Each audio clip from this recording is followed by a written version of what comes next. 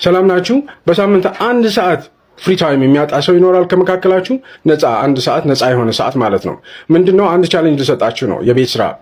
ይሄም የቤት ስራ ምንድነው? ሁላችንም እንድንማር ማለት ነው። ለአንድ ሰዓት ቢያንስ በሳምንት መማር የምንችልበት መንገድ እንድንፈጥርና እንድንማር አዳዲስ ነገሮችን እንድናውቅ ለማድረግ ነው። ምንድነው? ቀጥሎ በቪዲዮ አንድ ዌብሳይት አስተዋውቃችኋለሁ። ኦተንቲኬትድ የሆነ የሚጠቅም ዌብሳይት ነው። ሁላችሁም ይህን ዌብሳይት በደንብ ልታውቁት ይገባል። እዛ ውስጥ መማር የምትችሏቸውም የፈለጋችሁትን ኮርስ በነፃ መማር እንድትችሉ ያስችላል።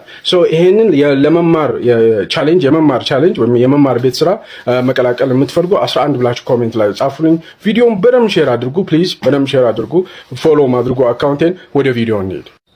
ብራውዘራችሁ ላይ አማዞን ኤአይ ትሬኒንግ ብላችሁ ትፈልጉና ሰርች ትሉታላችሁ። ከዛ በኋላ እንደዚህ ይመጣል። የመጀመሪያው ይሄንን ክሊክ ታደርጋላችሁ። ኦኬ። ከዛ በኋላ እንደዚህ አይነት ኢንተርፌስ ያለው ፔጅ ይመጣል። እዚህ ፔጅ ላይ ጌት ስታርትድ ዊዝ AWS የሚለውን ትነካላችሁ። ከዛ ኤክስፕሎር፣ በነገራችን ላይ እዚህ ላይ የተለያዩ ነገሮችን ስለ ትሬኒንጎች ማወቅ ትችላላችሁ። ስለዚህ ኤክስፕሎር AI ትሬኒንግ ብላችሁ ትገባላችሁ።